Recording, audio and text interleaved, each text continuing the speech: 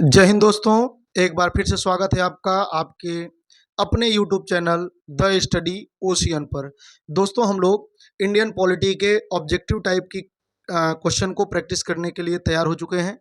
तो चलिए स्टार्ट करते हैं आज की अपनी क्लास को। और दोस्तों आज का जो पहला क्वेश्चन है, भारतीय संविधान का जनक किसे माना जाता है? भारतीय संविधान का जनक किसे बोलते हैं दोस्तों, ये आपको बताना है। क्या डॉक्टर राजेंद्र प्रसाद को, डॉक्टर भीमराव अंबेडकर को, जवाहरलाल नेहरू को या सरदार वल्लभ भाई पटेल को आपको बताना है इसका सही आंसर क्या होगा। तो दोस्तों इसका सही आंसर क्या होगा, डॉक्टर भीमराव अंबेडकर को ही, डॉक्टर भीमराव अंबेडकर को ही संविधान का जनक कहते हैं, संविधान का पिता कहते हैं, है ना। या आधुनिक मनु, अगर कभी आपसे पूछे आधुनिक मनु किसे कहते हैं, तो आधुनिक मनु भी किसे कहते हैं, आधुनिक मनु भी कहते हैं डॉक्टर भीमराव अंबेडकर को ही। ठीक है, चलिए नेक्स्ट अगले क्वेश्चन की ओर बढ़ते हैं। और हमारा जो अगला क्वेश्चन है, निम्नलिखित में से कौन सा अनुच्छेद भारत में सार्वजनिक निधि से संबंधित है? दोस्तों सार्वजनिक निधि से संबंधित है ना, जिसे लोक लेखा निधि भी कहते हैं, है ना, या इसी को कहते हैं जो सरकार की लोक लेखा निधि है या सार्वजनिक निधि है, ये किससे संबंधित है, किस अनुच्छेद से संबंधित है? क्या अनुच्छेद 110 है, क्या अनुच्छेद 266 है, क्या अनुच्छेद 280 है, या अनुच्छेद 360 है? दोस्तों आपको बताना है इसका सही आंसर। तो इसका सही आंसर क्या होगा दोस्तों, इसका सही आंसर होगा अनुच्छेद 260। अनुच्छेद 260 में ही दोस्तों ये लोक लेखा जो निधि है या सार्वजनिक निधि है, इसकी बात बताई गई है। ये क्या होता है सर? तो ये सरकार का एक तरीके से भारत सरकार का सरकारी अकाउंट होता है। भारत में जितने भी सरकार को पैसा इकट्ठा होता है वो इसी खाते में होता है ना। तो जो टैक्स वगैरह का पैसा कलेक्ट होता है इसी को लोक लेखा निधि कहते हैं, इसी को सार्वजनिक निधि कहते हैं, इसी को संचित निधि भी कहते हैं। तो कई सारे नाम है इसके, ये ध्यान रखेंगे, है ना। कंसोलिडेटेड फंड भी कहते हैं इसको, ये भी ध्यान रखना है। तो ये 266 में इसका प्रावधान है। और इस पर नियंत्रण किसका होता है दोस्तों? संसद का नियंत्रण होता है। यानी बिना संसद में प्रस्ताव लाए हुए भारत सरकार इसमें से पैसा नहीं निकाल सकती। संसद में आपको प्रस्ताव पेश करना होगा अगर इसमें से पैसा निकाल करके खर्च करना है तो सरकार द्वारा, भारत सरकार द्वारा संसद में प्रस्ताव लाया जाता है और लोगों की वोटिंग होती है और बहुमत से प्रस्ताव पारित होगा। अगर प्रस्ताव पारित होगा तभी ये पैसा निकाला जा सकता है, अदरवाइज नहीं। तो ये भी आपको ध्यान रखना है। भारत की संचित निधि, सार्वजनिक निधि या लोक लेखा निधि भी कहते हैं इसको, तो ये ध्यान रखना है। इस पर नियंत्रण किसका होता है? संसद का नियंत्रण होता है। क्लियर है। 110 में दोस्तों क्या है? तो 110 में धन विधेयक की परिभाषा बताई गई है। 280 में वित्त आयोग बताया गया है। 360 में वित्तीय आपातकाल के बारे में बताया गया है। तो ये सारे आर्टिकल हैं तो पैसे से ही रिलेटेड। 110 में धन विधेयक की परिभाषा, 266 में सार्वजनिक निधि या जिसको संचित निधि कहते हैं, अनुच्छेद 280 में वित्त आयोग और 360 में वित्तीय आपातकाल का प्रावधान है। ठीक है, चलिए नेक्स्ट अगले क्वेश्चन की ओर बढ़ते हैं दोस्तों। और हमारा जो अगला क्वेश्चन है, भारतीय संविधान के अनुसार देश का प्रथम नागरिक कौन होता है? तो हमारे देश का जो प्रथम नागरिक है वो कौन है दोस्तों, ये आपको बताना है कि देश का प्रथम नागरिक कौन होता है। क्या प्रधानमंत्री, राष्ट्रपति, उपराष्ट्रपति या सर्वोच्च न्यायालय का मुख्य न्यायाधीश? तो आपको बताना है भारत का प्रथम नागरिक कौन होता है। दोस्तों प्रथम नागरिक होता है राष्ट्रपति, लेकिन ध्यान रखना है जो द्वितीय नागरिक होता है वह उपराष्ट्रपति होता है। जबकि अमेरिका में द्वितीय नागरिक कौन होता है? जो राष्ट्रपति का जीवन साथी होता है। अमेरिका में द्वितीय नागरिक कौन होता है? जो राष्ट्रपति का जीवन साथी होता है। अगर मान लीजिए कोई मेल राष्ट्रपति है अमेरिका में, तो जो उनकी वाइफ होंगी वह सेकंड नागरिक कहलाएंगी। लेकिन हमारे यहाँ ऐसा नहीं है। हमारे यहाँ उनके जीवन साथी से नहीं मतलब है, राष्ट्रपति जो होगा वो फर्स्ट पर्सन होगा, देश का पहला नागरिक होगा, और दूसरा नागरिक कौन होगा? उपराष्ट्रपति। ये भी आपको ध्यान रखना है। चलिए नेक्स्ट अगले क्वेश्चन की ओर बढ़ते हैं दोस्तों। और हमारा जो अगला क्वेश्चन है, भारत में राष्ट्रपति के निर्वाचन में विवाद की सुनवाई कौन करता है? जैसे मान लीजिए अगर राष्ट्रपति का इलेक्शन हुआ और उसमें कुछ विवाद हो गया तो राष्ट्रपति का चुनाव करवाता कौन है? तो दोस्तों मैंने आपको बताया है, चाहे राष्ट्रपति हो, चाहे उपराष्ट्रपति हो, है ना, राष्ट्रपति, उपराष्ट्रपति, लोकसभा, राज्यसभा, विधानसभा या विधान परिषद, इनका चुनाव कौन करवाता है दोस्तों? इन 6 लोगों का चुनाव कौन करवाता है? तो जो हमारा निर्वाचन आयोग है, निर्वाचन आयोग। और कौन सा निर्वाचन आयोग? जो भारत सरकार, जो भारत का निर्वाचन आयोग है ना, हर राज्य का अपना भी निर्वाचन आयोग होता है। तो जो पंचायतों का चुनाव होता है वह राज्य का निर्वाचन आयोग करवाता है। पंचायत और नगर पालिका का चुनाव राज्य का निर्वाचन आयोग करवाता है। और जो केंद्रीय निर्वाचन आयोग है वह राष्ट्रपति, उपराष्ट्रपति, लोकसभा, राज्यसभा, विधानसभा और विधान परिषद के चुनाव का मामला ये देखता है। लेकिन अगर राष्ट्रपति के चुनाव में विवाद हो गया, कोई दिक्कत हो गई है ना, तो वो उसको कौन सुलझाएगा? तो क्या निर्वाचन आयोग सुलझाएगा स्वयं ही? यहाँ पे निर्वाचन आयोग ऑप्शन में है, या उच्च आयोग सुलझाएगा, या सर्वोच्च न्यायालय सुलझाएगा इसको, या संसद में ये सुलझाया जाएगा? तो दोस्तों ध्यान रखना है, एक आर्टिकल है, आर्टिकल बहुत ही इंपॉर्टेंट है, आर्टिकल है 71, 71। और 71 में साफ साफ लिखा हुआ है, बिल्कुल स्पष्ट शब्दों में मेंशन किया हुआ है 71 में, कि राष्ट्रपति और उपराष्ट्रपति का चुनाव विवाद हमेशा सर्वोच्च न्यायालय में ही सुलझाया जाएगा। ठीक है, भले ही इसका इलेक्शन कौन करवाता है? निर्वाचन आयोग, लेकिन इनको लेकर के अगर कोई भी विवाद होता है तो वो हमेशा सर्वोच्च न्यायालय में सुलझाया जाएगा। ये किस आर्टिकल में बताया गया है? 71 में बताया गया है। तो राष्ट्रपति का भी इलेक्शन और उपराष्ट्रपति का, और इसके अलावा अगर किसी का विवाद होता है तो वह निर्वाचन आयोग ही सुलझाता है ना। अगर लोकसभा, राज्यसभा, विधानसभा, विधान परिषद का चुनाव होता है तो उसको इलेक्शन कमीशन ही मैनेज करता है पहले। हाँ, जब वो उसके लायक नहीं होगा या और भी मामला बहुत ज़्यादा जटिल हो जाएगा तब वो न्यायालय में जाता है। लेकिन यहाँ पे पहली ही बार में जो आर्टिकल नंबर 71 है वो कहता है कि राष्ट्रपति या उपराष्ट्रपति के चुनाव को लेकर के कोई भी विवाद होगा तो वो सर्वोच्च न्यायालय में ही सुलझाया जाएगा। 71 ऐसा कहता है। चलिए नेक्स्ट अगले क्वेश्चन की ओर बढ़ते हैं दोस्तों। और हमारा जो अगला क्वेश्चन है, निम्नलिखित में से कौन सा अनुच्छेद आकस्मिक निधि से संबंधित है? आकस्मिक निधि दोस्तों कहते हैं इसको, है ना, ये आपको ध्यान रखना है, आकस्मिक निधि। तो आकस्मिक निधि से संबंधित कौन सा आर्टिकल है? क्या 266 है, क्या 267 है, क्या 268 है, या है 269? तो आपको बताना है कि इनमें से कौन सा आर्टिकल आकस्मिक निधि से संबंधित है। दोस्तों आकस्मिक निधि क्या होता है? आकस्मिक निधि भारत सरकार का ही एक इमरजेंसी फंड होता है ना, एक इमरजेंसी आकस्मिक निधि होता है। अच्छा, ये क्यों बनाया गया है? ये इसलिए बनाया गया है कि अगर संचित निधि से भारत सरकार को पैसा निकालना है तो उसमें एक लंबी प्रक्रिया होती है, एक प्रोसेस होता है। अब इमरजेंसी में कभी पैसे की जरूरत पड़ गई भारत सरकार को और तुरंत वो पैसा जरूरत हो, तुरंत ही जरूरी हो, तो ऐसी कंडीशन में क्या होगा? अगर हम संचित निधि से निकालने जाएंगे तो एक लंबा समय लग जाएगा, क्योंकि बिना संसद में प्रस्ताव लाए हुए और संसद से प्रस्ताव पारित करके आप संचित निधि से पैसे नहीं निकाल सकते। तो ऐसी कंडीशन में दोस्तों जो आकस्मिक निधि होती है, आकस्मिक निधि इसी को पूरा करने के लिए बनाया गया है। हालांकि आकस्मिक निधि में जो राशि होती है वो संचित निधि की तुलना में बहुत कम रखी जाती है। जो आकस्मिक निधि है इसमें राशि बहुत कम रखी जाती है। और किस आर्टिकल में इसका उल्लेख है? 267। और इसमें किसका कंट्रोल होता है इस पर? तो जो आकस्मिक निधि होता है इस पर राष्ट्रपति का नियंत्रण होता है, ये आपको ध्यान रखना है। जो आकस्मिक निधि है इस पर राष्ट्रपति का नियंत्रण होता है, ये आपको ध्यान रखना है। क्लियर है? राष्ट्रपति का नियंत्रण होता है। और अगर संचित निधि पूछेगा किसका नियंत्रण होता है, तो संसद का नियंत्रण होता है। और अगर आपसे पूछा जाएगा कि आकस्मिक निधि पर किसका नियंत्रण होता है? राष्ट्रपति। राष्ट्रपति के केवल एक आदेश से ही आकस्मिक निधि से पैसा निकल जाएगा, ये आपको ध्यान रखना है। और ये किस में प्रावधान है? 267 में। 266 में है दोस्तों संचित निधि, संचित निधि है, संचित निधि। क्लियर है? संचित निधि क्लियर है, तो ये आपको ध्यान रखना है। चलिए अगले क्वेश्चन की ओर बढ़ते हैं दोस्तों। और हमारा जो अगला क्वेश्चन है वो कौन सा है? निम्नलिखित कथनों पर विचार कीजिए। आपको विचार करना है निम्नलिखित कथनों पर। संविधान सभा का गठन भारतीय राष्ट्रीय कांग्रेस द्वारा किया गया था। हमारे जो संविधान सभा का गठन हुआ था, क्या उसको भारतीय राष्ट्रीय कांग्रेस ने गठित किया था?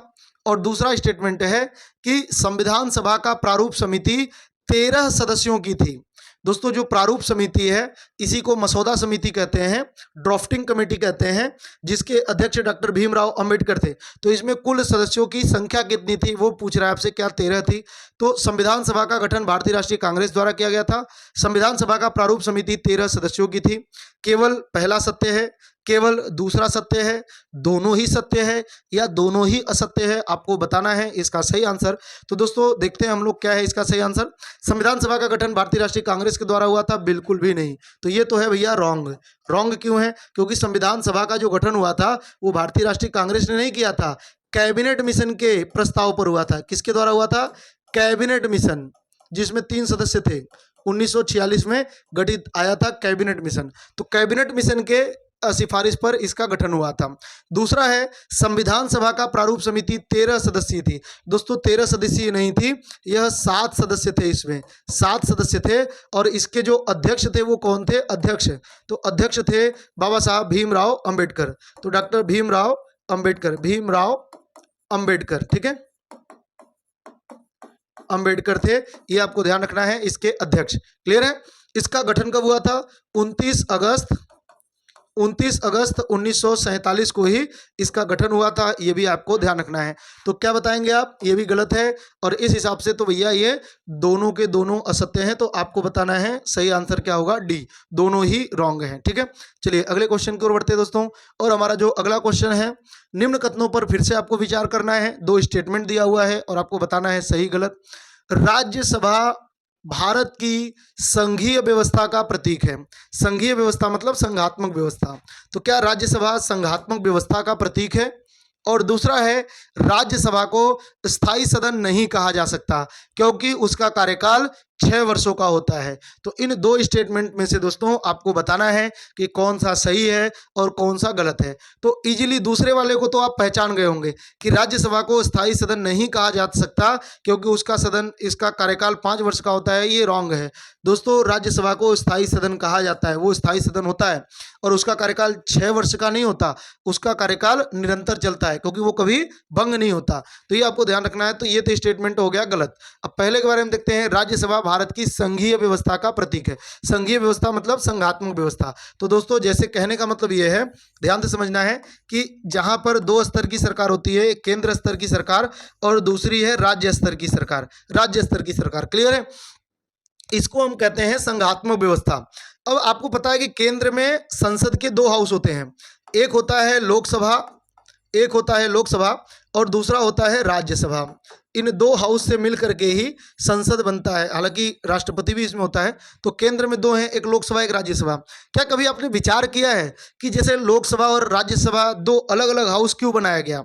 एक ही हाउस बना देते, उतनी सीटें दे करके, दोनों का सीट एक ही में ऐड करके भाई एक ही हाउस बना देते। 2 अलग अलग हाउस को उन्होंने क्यों बनाया?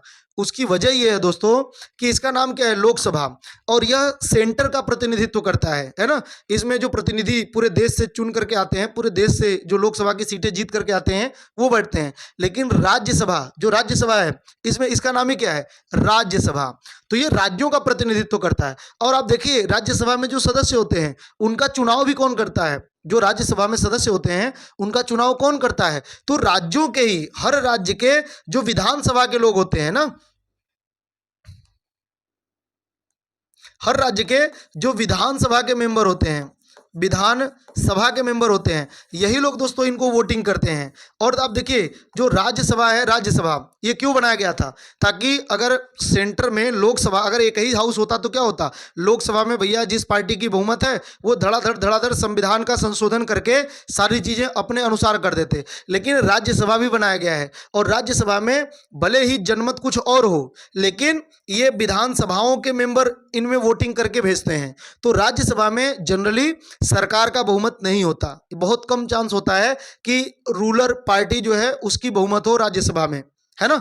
तो राज्यसभा क्या करता है? लोकसभा के प्रस्ताव को, अगर वो गलत प्रस्ताव है तो राज्यसभा रोकने का काम करता है और राज्यों के हितों का संरक्षण करता है। तो इसीलिए इसका नाम है राज्यसभा। और ये संघात्मक व्यवस्था के लिए ही बना। जिस भी देश में संघात्मक व्यवस्था होगा, जिस भी देश में अगर संघात्मक व्यवस्था होगा, 2 स्तर की सरकारें होंगी, एक केंद्र स्तर की एक राज्य स्तर की, तो वहां पे दोस्तों 2 हाउस होगा, एक लोकसभा और एक राज्यसभा। जिस भी देश में संघात्मक व्यवस्था होगा वहां पे 2 स्तर की सरकार होगी, अरे सॉरी, वहां पे 2 हाउस होगा पार्लियामेंट का, एक लोकसभा एक राज्यसभा। जो लोकसभा है ये तो सेंटर को ही प्रेजेंट करता है, लेकिन जो ये राज्यसभा है, राज्यसभा, यह ध्यान रखना है कि राज्यों का प्रतिनिधित्व करता है और इसमें सदस्य भी राज्य के विधानसभाओं के सदस्यों द्वारा चुने जाते हैं। तो राज्य के जो विधानसभा होते हैं उसी के मेंबर राज्यसभा में वोटिंग करके भेजते हैं कि किसको हमें भेजना है राज्यसभा में। तो इसलिए राज्यसभा पर सरकार का कंट्रोल नहीं होता और इसीलिए लोकसभा अगर कोई कानून पास कर रही है तो राज्यसभा उसको रोकने का प्रयास करती है अगर वो संविधान सम्मत नहीं है या अगर वो गड़बड़ है तो। क्लियर है? इसीलिए देखेंगे आप तो वित्तीय मामले में सरकार को एक तरफा छूट है, यानी लोकसभा को पावर है, राज्यसभा को पावर नहीं है। लेकिन राज्यसभा को उस अधिकार, उसमें बहुत अधिक पावर है जहां पर संघात्मक व्यवस्था वाला मामला होता है। जैसे आप एक आर्टिकल जानते होंगे, एक आर्टिकल आपने पढ़ा होगा 249 में कहता है कि अगर राज्य सूची का कोई विषय है और उसको केंद्रीय महत्व का घोषित कर दिया जाए, राज्य सूची का कोई विषय है और उसको केंद्रीय महत्व का घोषित कर दिया जाए, तो वह उस पर केंद्र द्वारा कानून बनाया जा सकता है। ये आपने पढ़ा होगा। तो आप मुझे बताइए कि ये अधिकार राज्यसभा को ही क्यों दिया गया, लोकसभा को नहीं है ये अधिकार, राज्यसभा को। क्यों? क्योंकि ये राज्यों का प्रतिनिधित्व करते हैं। अगर राज्य के अधिकारों का उल्लंघन होगा तो ये यहाँ पे, अगर राज्यसभा चाहे तभी राज्य सूची के किसी विषय को केंद्र सूची में मतलब उनको दे दिया जा सकता है। बात समझ में आया? क्लियर है? तो ये आपको समझना है कि जो राज्यसभा है ये राज्यों का प्रतिनिधित्व करता है, न कि केंद्र का प्रतिनिधित्व करता है दोस्तों। तो इसलिए ये है सही, ये सही है, ये आपको ध्यान रखना है। तो इसमें क्या है, केवल एक सही है, ये आपको ध्यान रखना है। चलिए अगले क्वेश्चन की ओर बढ़ते हैं। और हमारा जो अगला क्वेश्चन है, निम्नलिखित में से कौन सा अनुच्छेद और उसके प्रावधान से संबंधित सही सुमेलित नहीं है? तो एक तरफ है अनुच्छेद और एक तरफ है उसमें प्रावधान और एक है मिसमैच, और वही मिसमैच आपको बताना है। एक गलत है। तो अनुच्छेद 85 लोकसभा का विघटन होता है इससे। अनुच्छेद 100 इसमें संसद का कोरम दिया हुआ है। अनुच्छेद 108 इसमें संसद के सदस्यों का विशेषाधिकार दिया हुआ है। अनुच्छेद 110 धन विधेयक की परिभाषा दी हुई है। तो दोस्तों आप बताएं कि कौन सा एक मिसमैच है, कौन सा एक रॉन्ग है, आपको बताना है। तो आप समझ गए होंगे दोस्तों कि इसमें जो सी है यही गलत है। सी गलत है क्योंकि 108 में, जो अनुच्छेद 108 है, इसमें संयुक्त बैठक है। इसमें क्या है? संयुक्त बैठक है, संसद की संयुक्त बैठक है। क्लियर है? संसद की संयुक्त बैठक है, ये आपको ध्यान रखना है 108 में। और जो धन विधेयक की, नहीं ये तो सही है, जो संसद के सदस्यों का विशेषाधिकार है, संसद के सदस्यों का विशेषाधिकार है, यह अनुच्छेद 105 में है। संसद के सदस्यों का विशेषाधिकार अनुच्छेद 105 में है, ये भी आपको ध्यान रखना है। नेक्स्ट अगले क्वेश्चन की ओर बढ़ते हैं। निम्नलिखित कथनों पर विचार करें। तो आपको विचार करना है कि कौन सा एक सही है, वो आपको बताना है। तो पहला दिया हुआ है 42वें संविधान संशोधन द्वारा धर्मनिरपेक्ष शब्द को संविधान की प्रस्तावना में जोड़ा गया। तो क्या 42वें संविधान संशोधन 1976 के द्वारा धर्मनिरपेक्ष शब्द को संविधान की प्रस्तावना में जोड़ा गया था? और दूसरा स्टेटमेंट है कि संविधान की प्रस्तावना भारत की न्यायिक व्याख्या में प्रवर्तनीय है, यानी कि यह सुनवाई हो सकता है इसका ना, न्यायिक व्याख्या में प्रवर्तनीय है। तो दोस्तों ये भी सही है। आप कहेंगे सर ये तो जस्टिएबल नहीं है, ये तो प्रवर्तनीय नहीं है। यहाँ पे देखिए क्या कह रहा है, वो समझना है आपको। न्यायिक व्याख्या में, अगर, अब सर कहना क्या चाहते हैं, ध्यान से समझना है आपको। देखिए एक केस था 1960 का, जिसको हम लोग कहते हैं बेरूबाड़ी केस। कौन सा केस कहते हैं? बेरूबाड़ी केस। बेरूबाड़ी केस में सर्वोच्च न्यायालय ने कहा कि जो प्रस्तावना है यह संविधान का भाग नहीं है। तो ये संविधान का भाग नहीं है ना, संविधान का भाग नहीं है। तो भाग ही नहीं है तो कुछ नहीं हो सकता, संविधान का भाग नहीं है, संविधान का भाग नहीं है। तो क्लियर है, संविधान का भाग नहीं है। लेकिन 1973 के जो केशवानंद भारती केस था, केशवानंद भारती केस था, भारती केस, इसमें कोर्ट ने क्या कहा? तो ध्यान से सुनेंगे। इसमें कोर्ट ने कहा कि भाई प्रस्तावना संविधान का भाग है, तो भाग है, संविधान का भाग है, तो भाग है, बिल्कुल भाग है, संविधान का भाग है। और सुप्रीम कोर्ट ने दूसरी बात कही कि यह प्रवर्तनीय नहीं है। प्रवर्तनीय, पहले पूरी बात सुनेंगे उसके बाद आप दिमाग लगाएंगे, पहले सुन लीजिए। यह प्रवर्तनीय नहीं है, प्रवर्तनीय नहीं है। इसका मतलब यह है कि अगर प्रस्तावना में कोई चीज़ लिखा हुआ है और आप उस पर दावा करें सरकार के खिलाफ ले जा करके कि भाई हमें ये चीज़ प्राप्त नहीं है, हमें ये चीज़ नहीं मिल रहा है, तो न्यायपालिका उसकी सुनवाई नहीं करेगा। अगर आप प्रस्तावना को आधार बनाएंगे तब, आप किसी आर्टिकल को आधार बनाएंगे तो न्यायपालिका सुनवाई करेगी। लेकिन अगर आपने प्रस्तावना को आधार बना करके सुनवाई करने के लिए सुप्रीम कोर्ट में जाएंगे या किसी कोर्ट में जाएंगे तो वो सुनवाई नहीं है। तो इसका मतलब ये प्रवर्तनीय नहीं है, जस्टिएबल नहीं है, जस्टिएबल नहीं है। ये दूसरी बात हो गई। लेकिन तीसरी बात, एक चीज और कोर्ट ने कहा था, सुप्रीम कोर्ट ने, और तीसरी बात क्या कहा था, यही इंपॉर्टेंट है। इन्होंने कहा ये भले ही प्रवर्तनीय नहीं है, ये आप नोट कर लेंगे, बेरुवाड़ी के केशवानंद भारती केस में पहला है कि कोर्ट ने कहा, सुप्रीम कोर्ट ने, कि संविधान का भाग है, तो संविधान का भाग है ये। दूसरा उन्होंने कहा भले ही संविधान का भाग है लेकिन यह प्रवर्तनीय नहीं है, मतलब इसको लेकर के प्रस्तावना में जो बातें लिखी हुई है इसको लेकर के आप आधार बना करके किसी के खिलाफ केस नहीं कर सकते, तो ये प्रवर्तनीय नहीं है, इसका सुनवाई नहीं होगा। तीसरी बात इन्होंने कहा कि भले ही ये प्रवर्तनीय नहीं है लेकिन संविधान के दूसरे भाग, संविधान के कोई सा भी आर्टिकल अगर व्याख्या करना है ना, किसी भी आर्टिकल की अगर व्याख्या करना है तब इसको आधार बनाया जा सकता है, यानी तब प्रस्तावना को हम पढ़ करके और उस आर्टिकल की व्याख्या कर सकते हैं। नहीं समझ में आया?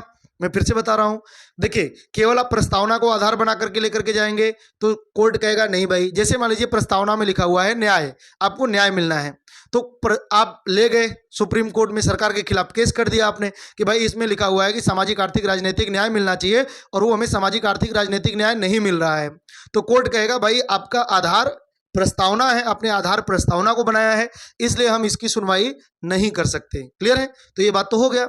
लेकिन अगर आप आर्टिकल नंबर, जैसे मान लीजिए आर्टिकल नंबर 17 का उल्लंघन हुआ, आर्टिकल नंबर 17 का उल्लंघन हुआ और इसमें है अस्पृश्यता का अंत करना, और यहाँ पर आपको सामाजिक न्याय चाहिए आपको, तो आप कोर्ट के पास गए और आपने कहा कि 17 के तहत हमें अस्पृश्यता का अंत करना है, अस्पृश्यता का उन्मूलन करना है, तो कोर्ट कहेगा बिल्कुल करना है, और आप इसी आर्टिकल के तहत आप उसको भी दे सकते हैं, मतलब कि प्रस्तावना में जो सामाजिक न्याय की बात है आप उसको भी जोड़ सकते हैं, तो ये किसी आर्टिकल की व्याख्या करने में सहयोगी हो सकता है।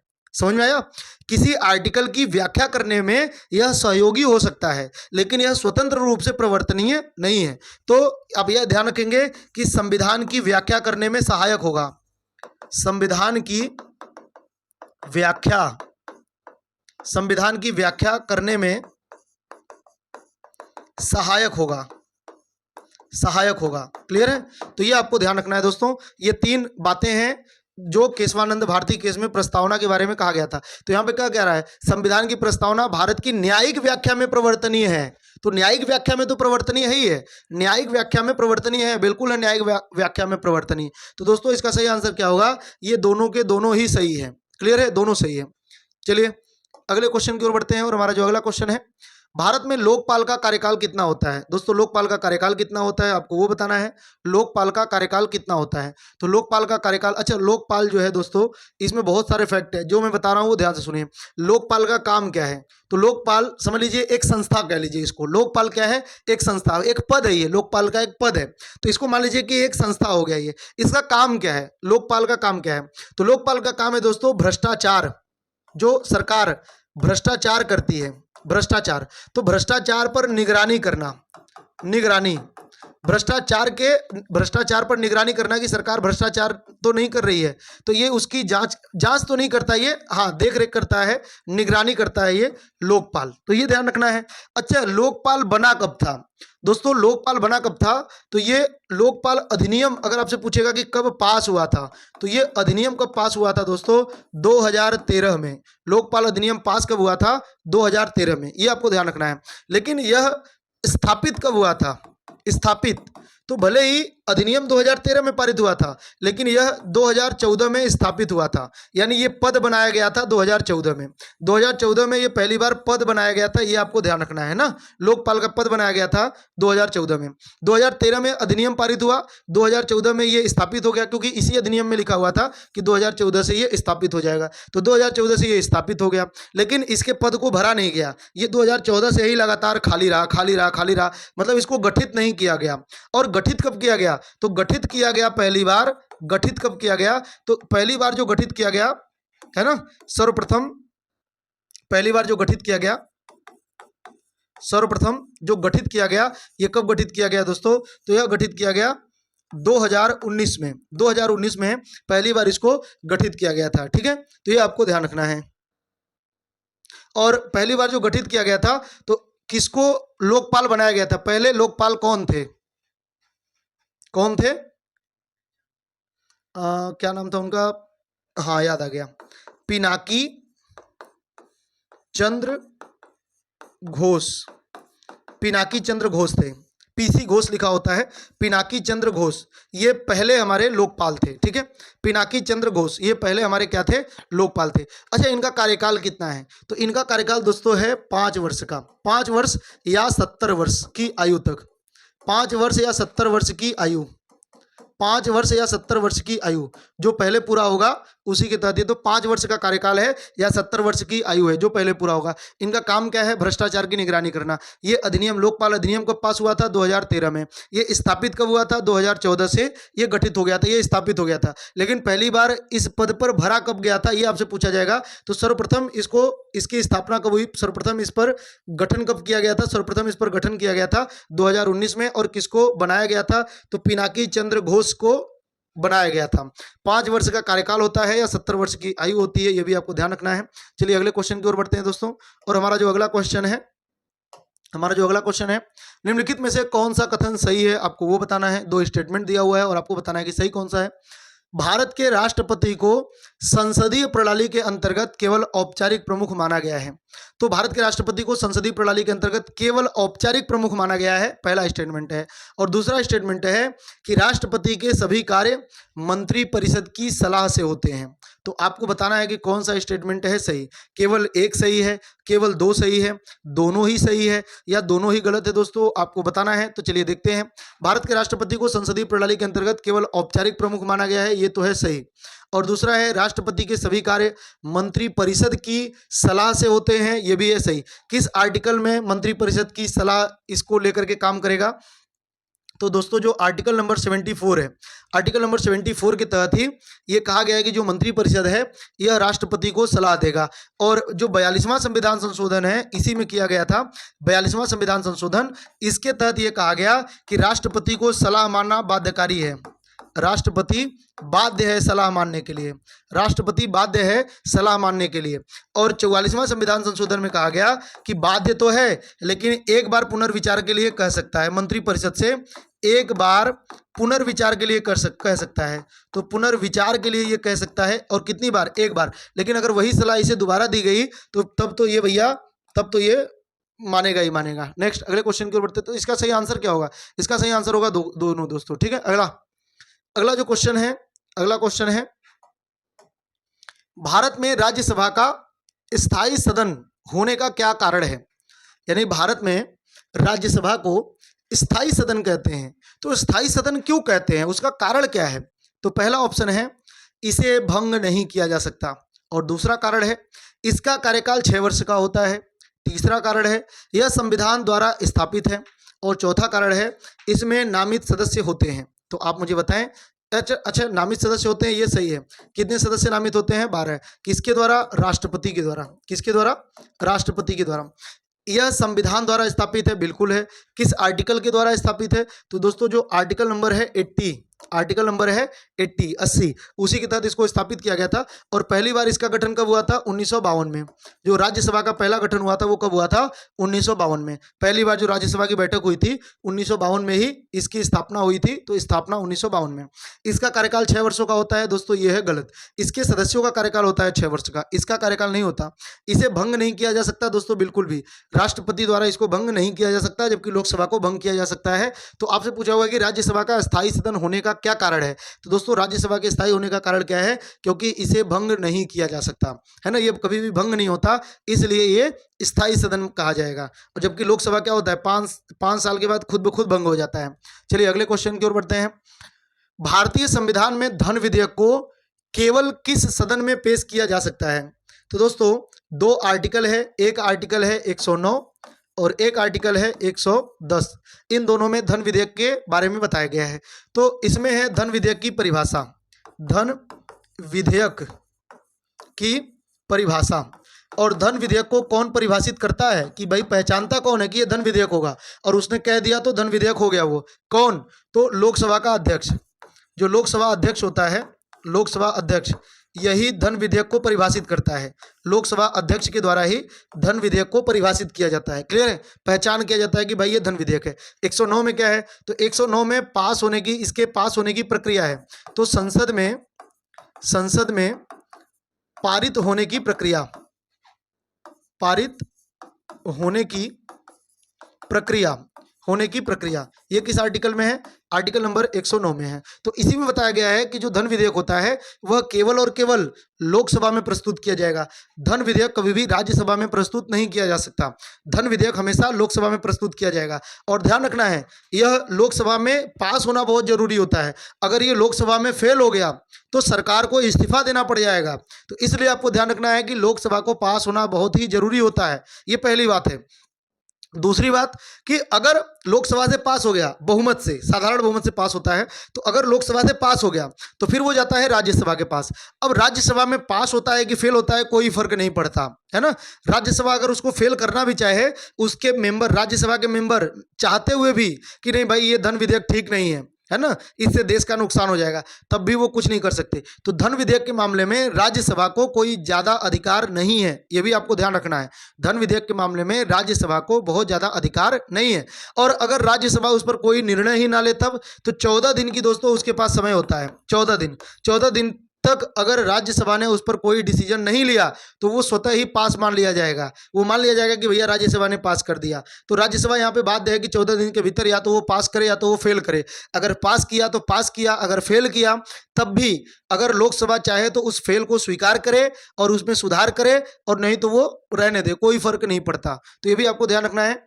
भारतीय संविधान में धन विधेयक को केवल किस सदन में पेश किया जा सकता है? तो केवल और केवल लोकसभा में पेश किया जा सकता है। ये भी आपको ध्यान रखना है दोस्तों। चलिए अगले क्वेश्चन की ओर बढ़ते हैं। और हमारा जो अगला क्वेश्चन है, भारत में वित्त आयोग की नियुक्ति कितने वर्षों के अंतराल पर की जाती है? तो यहाँ पे क्या कह रहा है, वित्त आयोग का गठन कितने समय के अंतराल पर की जाती है, वो आपको बताना है। तो दोस्तों जो हमारा पहला वित्त आयोग था वह 1951 में गठित हुआ था। और इसके अध्यक्ष कौन थे? तो केसी नियोगी इसके अध्यक्ष थे। केसी नियोगी इसके अध्यक्ष थे। जो पहला वित्त आयोग था, ये प्रत्येक 5 वर्षों पर गठित होती है दोस्तों। 5 वर्ष पे ध्यान रखेंगे आप। अच्छा, इसको गठित कौन करता है? तो इसको गठित करता है राष्ट्रपति। कौन गठित करता है? राष्ट्रपति गठित करता है। अभी वर्तमान में जो चल रहा है वह 2021 से लेकर के 2026 तक वाला चल रहा है। और ये कौन सा है दोस्तों? तो ये 15वां है। कौन सा है? 15वां है। ठीक है, 15वां है। और इसके अध्यक्ष कौन है? तो इसके अध्यक्ष हैं दोस्तों एन.के. सिंह। एन.के. सिंह इसके अध्यक्ष हैं। ये जो वित्त आयोग है, इसका काम क्या होता है? केंद्र और राज्य के बीच में पैसे का बंटवारा। आर्टिकल कौन सा है? तो आर्टिकल है 260, नहीं 280 आर्टिकल है इसका, 280 ध्यान रखेंगे आप। और जो अभी गठित हुआ है 2026 से लेकर के 2031 तक, ये है 16वां दोस्तों, 16वां गठित हो चुका है। और इसको गठित किसने किया है? राष्ट्रपति ही गठित करता है। इसके जो अध्यक्ष हैं वो कौन है? अरविंद पनगड़िया ध्यान रखेंगे आप। क्लियर है?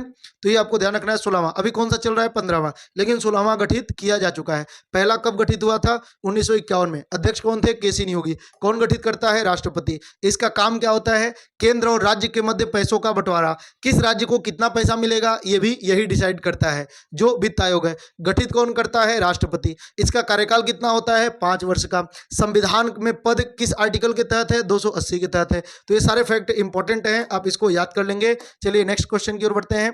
निम्नलिखित में से कौन सा कथन सही है? आपको एक कथन सही है वो आपको बताना है कि दोस्तों सही कथन कौन सा है।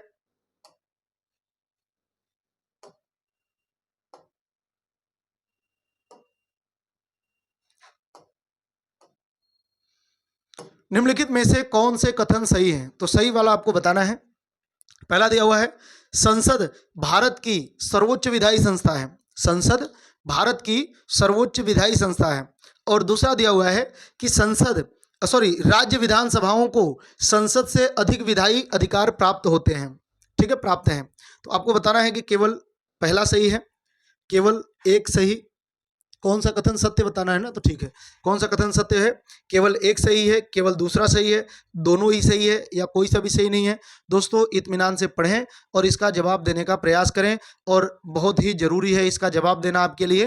ठीक है, संसद भारत की सर्वोच्च विधायी संस्था है। विधायी संस्था किसे बोलते हैं? वह संस्था जो कानून बनाती है, जो भी कानून बनाता है उसको विधायिका बोलते हैं। तो क्या जितने भी विधायी संस्थाएं हैं भारत में, तो क्या उनमें सबसे बड़ा कौन है? संसद है। तो ये बिल्कुल सही है। संसद से बड़ा कौन है जो कानून बनाता है? कोई नहीं है। संसद सर्वोच्च है जो कानून बनाने के मामले में, संसद सबसे बड़ा है। और दूसरा दिया हुआ है, राज्य विधानसभाओं को संसद से अधिक विधायी अधिकार प्राप्त है। अगर विधानसभाओं को अधिक अधिकार प्राप्त होता तब तो हम सर्वोच्च विधानसभा को कहते, संसद को क्यों बोलते? पहली बात। दूसरी बात कि आप वैसे भी देखिए, संविधान में जो संशोधन करने की बात है, संविधान में संशोधन,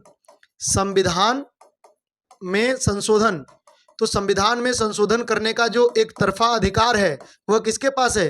केवल और केवल संसद के पास है। हाँ, कुछ ऐसे जरूर विषय होते हैं जिनमें संशोधन करने के लिए आधे से अधिक विधानसभाओं की सहमति आवश्यक होती है। आधे से अधिक राज्यों की जो विधानसभाएं हैं उनकी सहमति आवश्यक होती है। लेकिन ये आपको ध्यान रखना है कि संविधान में संशोधन करना हो तो प्रस्ताव हमेशा संसद में ही आता है। यानी संसद ही डिसाइड करती है कि हमें संविधान का कौन सा पार्ट संशोधित करना है। तो राज्य विधानसभाओं को संसद से ज्यादा अधिकार कहाँ प्राप्त हुआ? आप बताइए। सब्जेक्ट भी संसद के पास ज्यादा है, विधानसभाओं के पास कम है ना। और राज्य विधानसभाओं के सब्जेक्ट पर भी संसद किसी खास कंडीशन में कानून बना सकता है, आप लोग जानते ही हैं। जैसे एक आर्टिकल है, आर्टिकल नंबर 250, वो कहता है कि जब भी भैया आपातकाल होगा तो राज्य सूची के विषय पर संसद कानून बनाएगा। तो इसमें राज्य विधानसभाओं को कहाँ ज्यादा अधिकार है? एक आर्टिकल है 249 क्या कहता है कि अगर किसी विषय को राष्ट्रीय महत्व का घोषित कर दिया जाए राज्यसभा के द्वारा तो उस पर संसद कानून बनाएगा। तो राज्य विधानसभाओं को कहाँ ज्यादा अधिकार है? एक आर्टिकल है दोस्तों 248, ये कहता है जो अवशिष्ट विषय हैं, जो तीनों सूची में शामिल ही नहीं है, उस पर भी संसद कानून बनाएगा। तो राज्य विधानसभाओं को कहाँ ज्यादा अधिकार है? आप मुझे बताएं। एक आर्टिकल है, आर्टिकल नंबर 252, ये कहता है कि 2 या 2 से अधिक राज्य एक साथ अगर सिफारिश करें संसद से कि भाई राज्य सूची पर आपको कानून बनाना है, तो संसद उस पर भी बना देता है। तो कहाँ है आप बताइए? तो राज्य विधानसभाओं को संसद से अधिक शक्ति कहाँ पर है? तो बिल्कुल भी नहीं है। तो दोस्तों ये वाला है गलत। क्लियर है? ये वाला है गलत। तो केवल एक सही है इसका, ये आपको ध्यान रखना है, केवल एक सही है। चलिए अगले क्वेश्चन की ओर बढ़ते हैं। और हमारा जो अगला क्वेश्चन है, निम्नलिखित में से कौन सा अनुच्छेद संसद को कर लगाने की शक्ति देता है? दोस्तों आप लोग अगर हिस्ट्री पढ़े होंगे तो जैसे पहले के जैसे सल्तनत काल की ही बात करते हैं, तो सल्तनत काल में बहुत सारे शासक हुए। जैसे कि मैं एक शासक का नाम लेता हूँ, फिरोज शाह तुगलक। तो फिरोज शाह तुगलक ने अनाउंस कर दिया कि भाई आपको जजिया कर देना पड़ेगा, और स्पेशली ब्राह्मणों पर भी उसने जजिया कर लगा दिया था, जो पहले मोहम्मद बिन कासिम ने नहीं लगाया था। तो जो फिरोज शाह तुगलक था उसने जजिया कर लगा दिया। तो जैसे मैं बताना ये चाहता हूं कि किसी भी शासक के दिमाग में अगर कभी भी कोई टैक्स लगाना होता था, जैसे अलाउद्दीन खिलजी था दिल्ली सल्तनत का ही, उसने 2 एक्स्ट्रा कर लगा दिया, एक घड़ी कर और एक चराई कर। तो मैं बताना ये चाहता हूं कि पहले जब आप पढ़ते हैं इतिहास में, तो कोई भी शासक कभी भी कोई टैक्स लगा देता था, बस वो अनाउंस कर दिया और वो टैक्स लग गया। फिर बाद में अंग्रेज आए, अंग्रेजों ने को भी जब मन किया तब उन्होंने टैक्स लगा दिया, किसी भी प्रकार का टैक्स लगा दिया, है ना, वसूलने के लिए। जबरदस्ती वो वसूलते रहते थे, हालांकि उनका कानून बना करके वो वसूलते थे या गवर्नर जनरल के आदेश से ऐसा होता था, लेकिन करते तो थे। हमारे संविधान सभा वालों ने जब संविधान बनाना स्टार्ट किया तो उन्हें इस बात का डर था कि कल को ऐसा ना हो कि कोई प्रधानमंत्री हो या कोई दूसरी पार्टी हो, कोई भी पार्टी हो, और वो देश में किसी भी नए टैक्स का अनाउंस कर दे। तो उन्होंने कहा नहीं भाई, आपको टैक्स लगाना है, आप टैक्स लगाइए, किसी भी प्रकार का टैक्स लगाइए, लेकिन ध्यान रखना है बिना संसद के कानून, संसद से प्रस्ताव पारित करके, यानी कि संसद द्वारा प्रस्ताव पारित करके ही टैक्स लगाया जाएगा, पारित करके ही कर आरोपित किया जाएगा, कर आरोपित किया जाएगा। ये किस आर्टिकल में है? तो ये दोस्तों है, ये किस आर्टिकल में है? तो ये है 265 में। तो 265 में कहा गया है कि संसद द्वारा प्रस्ताव पारित करके ही टैक्स लगाया जाएगा। न तो राष्ट्रपति के द्वारा कोई टैक्स लगाया जा सकता है, न तो प्रधानमंत्री के द्वारा, न तो मंत्रिपरिषद, किसी भी पर्टिकुलर किसी व्यक्ति, किसी पार्टी द्वारा किसी भी प्रकार का टैक्स नहीं लगाया जाएगा। जैसे जीएसटी ही था, तो आपको पता होगा कि संविधान में संशोधन किया गया, 101वां संविधान संशोधन, और बहुत कुछ चेंज किया गया और तब जाकर के टैक्स लगाया गया। तो जब भी हमारे देश में कोई टैक्स लगाया जाएगा तो ध्यान रखना है कि संसद द्वारा लगाया जाएगा, संसद द्वारा प्रस्ताव पारित करके, न कि प्रधानमंत्री, राष्ट्रपति या किसी व्यक्ति के द्वारा। ठीक है, तो ये किस आर्टिकल में कहा गया है? 265 में कहा गया है। निम्नलिखित में से कौन सा अनुच्छेद संसद को कर लगाने की शक्ति देता है? तो 265 कहता है कि संसद द्वारा टैक्स लगाया जा सकता है। नेक्स्ट अगले क्वेश्चन की ओर बढ़ते हैं। भारत में राष्ट्रपति शासन की अधिकतम अवधि क्या हो सकती है? दोस्तों ध्यान से पढ़िए आप, यहाँ पे लिखा हुआ है राष्ट्रपति शासन, न कि आपातकाल। तो राष्ट्रपति शासन कितने समय तक के लिए लगाया जा सकता है? क्या अधिकतम 6 महीने तक ही राष्ट्रपति शासन लग सकता है, 1 वर्ष तक ही लग सकता है, 3 वर्ष तक लग सकता है, या अनिश्चित काल के लिए लग सकता है? आपको बताना है दोस्तों कि इसका सही आंसर क्या होगा। राष्ट्रपति शासन की अधिकतम अवधि कितनी हो सकती है? तो 6 महीने, 1 वर्ष, 3 वर्ष, अनिश्चित काल। तो दोस्तों इसका सही आंसर क्या होगा? 3 वर्ष। 3 वर्ष तक ही, है ना, अधिकतम 3 वर्ष तक ही राष्ट्रपति शासन लग सकता है। राष्ट्रपति शासन लगाता कौन है? तो स्वयं राष्ट्रपति ही लगाता है। कौन लगाता है? राष्ट्रपति ही लगाता है। किस आर्टिकल के तहत? 356 के तहत। क्यों लगाता है? अगर उसे या तो राज्यपाल के माध्यम से या तो स्वयं ऐसा पता चल जाए कि किसी राज्य की कानून व्यवस्था फेल हो गई है, तो राज्य की कानून व्यवस्था फेल होना इसका आधार है। राज्य की कानून व्यवस्था फेल होना इसका आधार है। कानून व्यवस्था असफल होना इसका एक आधार होता है, और ये बात राष्ट्रपति को स्वयं या राज्यपाल के माध्यम से पता चल जाए। एक आधार और होता है जो 365 में है। 365 में भी एक आधार इसका बताया गया है कि अगर केंद्र के दिए गए निर्देशों को राज्य फुलफिल नहीं करते हैं, उसको पूरा नहीं करते, तब भी राष्ट्रपति द्वारा राष्ट्रपति शासन लगाया जा सकता है। और राष्ट्रपति शासन किसी राज्य में लगता है तो अधिकतम 3 वर्ष तक ही लग सकता है, जबकि अगर राष्ट्रीय आपातकाल की बात होगी तो वो 6 महीने का आगे बढ़ा करके अनिश्चित काल के लिए इसको लगाया जा सकता है। ये भी आपको ध्यान रखना है। चलिए अगले क्वेश्चन की ओर बढ़ते हैं। भारत में केंद्र राज्य संबंधों की समीक्षा के लिए गठित सरकारी आयोग का नाम क्या था? दोस्तों एक सरकारी आयोग था, सरकार द्वारा एक आयोग गठित किया गया था। जिसका नाम क्या था वही आपसे पूछा हुआ है। और ये क्यों गठित हुआ था? तो ये केंद्र और राज्यों के संबंधों के जांच करने के लिए, कि जो केंद्र और राज्य हैं, हमारे यहाँ जो केंद्र है और जो राज्य है, जो संघात्मक व्यवस्था है, इसकी जांच करना है ना, कि इसमें कौन कौन से सब्जेक्ट, क्या क्या सुधार किया जा सकता है, क्या क्या संशोधन करके इसको चेंज किया जा सकता है, या कैसे रिलेशन है इनके, उनके बारे में एक आयोग गठित किया गया था। इसको आपको बताना है कि वो कौन सा आयोग है। तो दोस्तों केंद्र और राज्यों के संबंध में ये बहुत इंपॉर्टेंट है, ये बिल्कुल रट जाना चाहिए आपको। दोस्तों सरकारिया आयोग है, सरकारिया आयोग ही केंद्र और राज्यों के संबंधों की जांच करता है। ठीक है, 1 मिनट दोस्तों। ठीक है,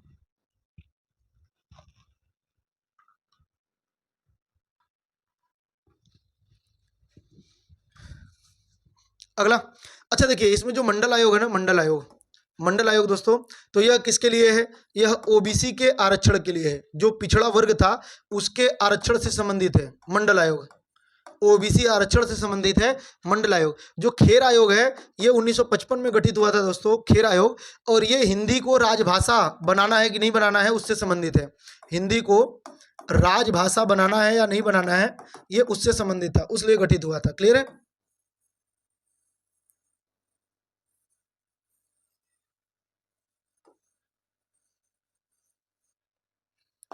तो हिंदी को राजभाषा बनाना था कि नहीं बनाना था, ये उससे संबंधित था, जो खेर आयोग है।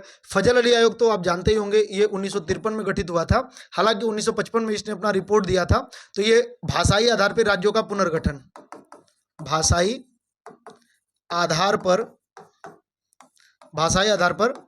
राज्यों का पुनर्गठन, और इसी के आधार पर पुनर्गठन हुआ भी था, पुनर्गठन। ठीक है, सबसे पहले भाषाई आधार पर 1953 में ही जो आंध्र प्रदेश था उसका गठन हुआ। तो उसके बाद तो फिर सरकार ने इसका गठन किया। आंध्र प्रदेश के गठन के बाद फजल अली आयोग गठित हुआ, और फजल अली आयोग 3 सदस्यीय था दोस्तों, बहुत ही इंपॉर्टेंट है ये। और इसी के आधार पे कुल जो राज्य थे उनको फिर से गठित किया गया, और उस टाइम 14 राज्य बनाए गए थे, है ना, 1956 में। और इसी के आधार पे दोस्तों जो 7वां संविधान संशोधन था वो किया गया था 1956 में। चलिए आगे बढ़ते हैं हम लोग। और हमारा जो अगला क्वेश्चन है, भारत में राष्ट्रीय मानवाधिकार आयोग का अध्यक्ष कौन हो सकता है? ये भी दोस्तों बहुत इंपॉर्टेंट है, और इसको तो आप सबको पता ही होगा, है ना। राष्ट्रीय मानवाधिकार आयोग जो है, जिसकी स्थापना 1993 में हुई थी, इसका अध्यक्ष नियुक्त कौन करता है? तो राष्ट्रपति। और ये पूछ रहा है कि राष्ट्रपति किसको अध्यक्ष नियुक्त कर सकता है? तो जो राष्ट्रीय मानवाधिकार आयोग है इसका अध्यक्ष कौन हो सकता है? ये बहुत इंपॉर्टेंट है, ये हर एग्जाम में आता है। भारत का पूर्व मुख्य न्यायाधीश हो सकता है, उच्च न्यायालय का पूर्व मुख्य न्यायाधीश हो सकता है, वरिष्ठ अधिवक्ता हो सकता है, या कोई भी सांसद हो सकता है। तो दोस्तों इसका जो अध्यक्ष नियुक्त होता है राष्ट्रीय मानवाधिकार का, वो हमेशा ध्यान रखना है आपको कि हमेशा सुप्रीम कोर्ट का रिटायर्ड जज होना चाहिए। सुप्रीम कोर्ट का जो रिटायर्ड जज होता है केवल उसे ही राष्ट्रीय मानवाधिकार आयोग का अध्यक्ष बनाया जा सकता है, दूसरे किसी को भी राष्ट्रीय मानवाधिकार आयोग का अध्यक्ष नहीं बनाया जा सकता। भारत का पूर्व मुख्य न्यायाधीश है, केवल उसे ही राष्ट्रीय मानवाधिकार आयोग का अध्यक्ष बनाया जा सकता है। ठीक है, अगले क्वेश्चन की ओर बढ़ते हैं दोस्तों। जो अगला क्वेश्चन है, भारत में संवैधानिक संशोधन विधेयक को पारित करने के लिए कुल कितने बहुमत की आवश्यकता होती है? तो जब भी कोई संविधान में संशोधन करना होता है तो संविधान संशोधन करने के लिए बहुमत की आवश्यकता कितनी होती है? तो ध्यान से समझना है दोस्तों। जो संविधान संशोधन है ये कहाँ से लिया गया है? तो ये दक्षिण अफ्रीका से लिया गया है। कहाँ से लिया गया है? दक्षिण अफ्रीका से। संविधान में संशोधन करने की प्रक्रिया दक्षिण अफ्रीका से लिया गया है, पहली बात। दूसरी बात, ये किस भाग में है? संविधान में अगर कुछ चेंज करना है तो ये संविधान में किस भाग में है? तो भाग नंबर 20 में है। एक ही आर्टिकल है जो आपको ध्यान रखना है। आर्टिकल कौन सा है? एक ही आर्टिकल है, 368 है, और इसी 368 के तहत चेंज करना होता है। और 368 में दो प्रक्रिया दी गई है, दो प्रक्रिया दी गई है। दो प्रक्रिया कौन सी है तो वो मैं बताता हूँ। पहला है प्रक्रिया, मतलब पहले प्रक्रिया में है कि कुल सदस्यों का बहुमत, यानी कि आधा या बहुमत कर लीजिए, बहुमत प्लस उपस्थित एवं मतदान करने वालों का 2/3। क्लियर है दोस्तों? तो ये पहला है, मतलब जब भी संविधान में संशोधन होता है तो जो लोग वोटिंग करते हैं, जो लोग फेवर में रहते हैं, फेवर में रहने वाले लोगों का वोटिंग परसेंट कितना होना चाहिए? तो जो कुल मेंबर है, जैसे लोकसभा से पास होगा, हमेशा अलग अलग पारित होता है, ये भी मैं बता दूं, है ना, एक ही में पारित नहीं होता। मैं यहाँ मिटा करके इसको लिखता हूँ। तो ये आपको ध्यान रखना है कि हमेशा लोकसभा में अलग पारित होगा, राज्यसभा में अलग। और संविधान संशोधन की विधेयक को कभी भी राष्ट्रपति रोक नहीं सकता, है ना, उसे वो करना ही होगा, पास करना ही होगा। संविधान संशोधन विधेयक जब भी राष्ट्रपति के पास हो जाएगा तो वो हमेशा पास करेगा, ये भी आप नोट कर लेंगे। राष्ट्रपति बाध्य है कि वो साइन करेगा, इस करेगा, ये तो पहली बात है। और दूसरी बात है, पहली बात, राष्ट्रपति पास ही करेगा, राष्ट्रपति द्वारा सहमति देना अनिवार्य होता है, सहमति देना अनिवार्य होता है, अनिवार्य है ना। जब भी संविधान संशोधन विधेयक उसके पास जाता है तो वह साइन करेगा ही करेगा। और दूसरी बात क्या है? दूसरी बात यह है कि दोनों सदनों से अलग अलग पास होना चाहिए, दोनों सदनों से अलग अलग पास होना है, अलग अलग पास होना है, पास होना है ना, यानी कि संयुक्त बैठक नहीं हो सकती। कभी भी संविधान संशोधन का कोई प्रस्ताव है, अगर एक सदन से पास हुआ दूसरे में फेल हो गया तो आप ज्वाइंट सीटिंग नहीं कर सकते कि चलो भाई एक ही में बैठा करके दोनों से पास करवा सकते, ऐसा नहीं हो सकता ना। तो अलग अलग ही पास होना अनिवार्य होता है जब भी संविधान संशोधन होगा। और जब भी वोटिंग होगी, मान लीजिए लोकसभा में है तो लोकसभा में जब वोटिंग होती है तो लोकसभा में 543 मेंबर है, तो इनमें जब भी वोटिंग है तो पहला शर्त यह है कि ये जितने लोग इसमें वोटिंग किए हैं यस वाले मामले में, तो उनका आधे से ज्यादा संख्या होना चाहिए, कुल का आधे से ज्यादा। तो 543 का आधा तो होना ही चाहिए, ये तो पहला शर्त है। और इसी में अगला शर्त है कि जो मतदान करने वाले हैं, जो लोग वोटिंग कर रहे हैं, उनका 2/3 भी होना चाहिए, दोनों एक साथ होना चाहिए। तो वोटिंग करने वालों का 2/3 भी होना चाहिए और कुल का आधे से ज्यादा भी होना चाहिए, ये दोनों होना चाहिए। तो ये तो पहली शर्त है, पहला प्रक्रिया है संविधान संशोधन का। और दूसरा प्रक्रिया क्या है? दूसरा प्रक्रिया है ये तो होना ही चाहिए, प्लस आधे राज्यों की सहमति भी चाहिए, आधे राज्य की विधानसभा की सहमति भी चाहिए। ये दो चीजें चाहिए, दो प्रक्रिया दिया हुआ है संविधान में। जब भी संशोधन करना है तो पहला है कुल सदस्यों का आधे से ज्यादा हो और उपस्थित और मतदान करने वालों का 2/3 हो, तो ये तो होना ही चाहिए। और दूसरा इसी में ऐड किया हुआ है कि इसके साथ साथ अगर वह संघात्मक व्यवस्था के विषय से संबंधित है तो इसके साथ साथ आधे से अधिक राज्यों के विधानसभाओं की सहमति भी चाहिए। ठीक है, तो ये आपको ध्यान रखना है। तो इसको कहते हैं विशेष बहुमत, इसको क्या कहते हैं? विशेष बहुमत। ठीक है, अच्छा 2/3 बहुमत,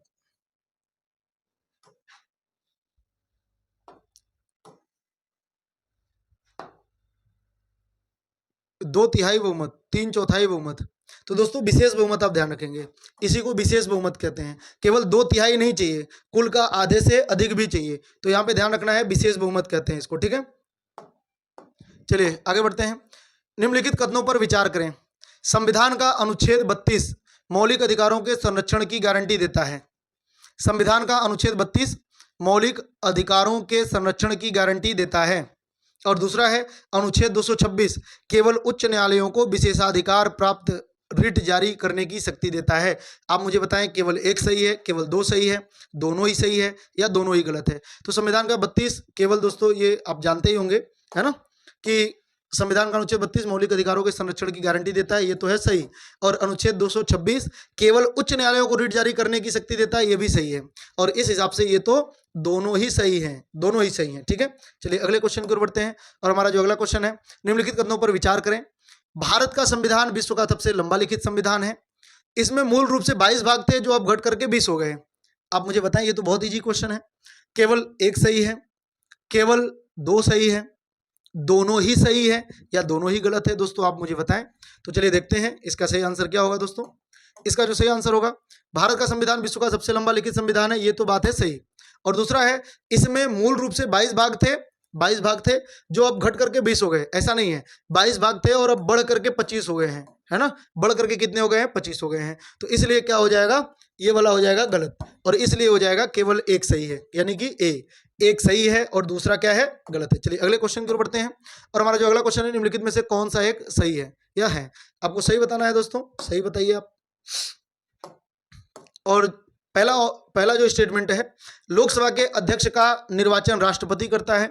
लोकसभा के अध्यक्ष का निर्वाचन राष्ट्रपति करता है। और दूसरा है अध्यक्ष संसद की संयुक्त बैठक की अध्यक्षता करता है। तो आप मुझे बताएं इनमें से सही स्टेटमेंट कौन सा है। केवल एक सही है, केवल दो सही है, दोनों ही सही है या दोनों ही गलत है। लोकसभा का अध्यक्ष का निर्वाचन राष्ट्रपति करता है दोस्तों, बिल्कुल भी गलत है ये तो, क्योंकि लोकसभा के अध्यक्ष का निर्वाचन राष्ट्रपति नहीं करता बल्कि लोकसभा के ही मेंबर करते हैं। लोकसभा के अध्यक्ष का निर्वाचन लोकसभा के ही मेंबर करते हैं। और दूसरा स्टेटमेंट दिया हुआ है कि अध्यक्ष संसद की संयुक्त बैठक की अध्यक्षता करता है। अध्यक्ष संसद की संयुक्त बैठक की अध्यक्षता करता है। तो ये है दोस्तों सही, बिल्कुल है ना, ये सही है। तो इसलिए क्या हो जाएगा, केवल दो सही है, बी केवल दो सही है। चलिए अगले क्वेश्चन की ओर बढ़ते हैं दोस्तों। और हमारा जो अगला क्वेश्चन है, निम्नलिखित कथनों पर विचार करना है आपको, विचार करिए। भारत के उच्चतम न्यायालय के न्यायाधीश की आयु सीमा 65 वर्ष है। यानी ये कह रहा है जो सुप्रीम कोर्ट है, सुप्रीम कोर्ट के जजों के जो रिटायरमेंट की एज है वह 65 वर्ष की आयु तक है। और दूसरा, उच्च न्यायालय के न्यायाधीशों की नियुक्ति भारत के राष्ट्रपति द्वारा की जाती है। तो दोस्तों आप मुझे बताएं कि इनमें से केवल एक सही है, केवल दो सही है, दोनों ही सही है या दोनों ही गलत है। तो भारत के उच्चतम न्यायालय के न्यायाधीश की आयु सीमा 65 वर्ष है दोस्तों, ये है सही। और वहीं पर अगर हाई कोर्ट के जजों का पूछा जाएगा तो 62 वर्ष है ना। सुप्रीम कोर्ट के जजों का जो रिटायरमेंट है वो 65 वर्ष है, और हाई कोर्ट के जजों की जो रिटायरमेंट की एज है वो 62 वर्ष है। ये भी आपको ध्यान रखना है। और उच्च न्यायालय के न्यायाधीशों की नियुक्ति भारत के राष्ट्रपति द्वारा की जाती है, ये भी सही है। क्लियर है। तो चाहे सुप्रीम कोर्ट के जज हो चाहे हाई कोर्ट के जज हो, नियुक्ति तो राष्ट्रपति ही करेगा, है ना। लेकिन शपथ जो सुप्रीम कोर्ट के जज हैं उनको शपथ राष्ट्रपति दिलाएगा, और जो हाई कोर्ट है इनके जजों को शपथ राज्यपाल दिलाता है। ठीक है, ये आपको ध्यान रखना है। तो कह रहा है कि कौन सा सही है, तो दोनों ही सही है दोस्तों, दोनों ही सही है, ये भी आपको ध्यान रखना है, दोनों ही सही है। नेक्स्ट अगले क्वेश्चन की ओर बढ़ते हैं। पंडित जवाहरलाल नेहरू ने उद्देश्य प्रस्ताव कब पेश किया था। तो संविधान सभा में दोस्तों जो जवाहरलाल नेहरू थे उन्होंने जो ये प्रस्ताव था, उद्देश्य प्रस्ताव था, जिसको हम लोग प्रस्तावना का प्रस्ताव कहते हैं, उद्देश्य का प्रस्ताव कहते हैं, ये कब पेश किया गया था। क्या 14 नवंबर 1946 को, क्या 13 दिसंबर 1946 को, क्या 15 अगस्त 1947 को, क्या 26 नवंबर 1949 को। और दोस्तों इसका जवाब करेंगे आप लोग कमेंट बॉक्स में। तो दोस्तों आपके जवाब का हमें रहेगा इंतजार, जवाब कमेंट बॉक्स में जरूर दीजिए। ठीक है, तो मिलते हैं हम लोग अगली क्लास में दोस्तों, तब तक के लिए नमस्कार, जय हिंद, जय भारत दोस्तों।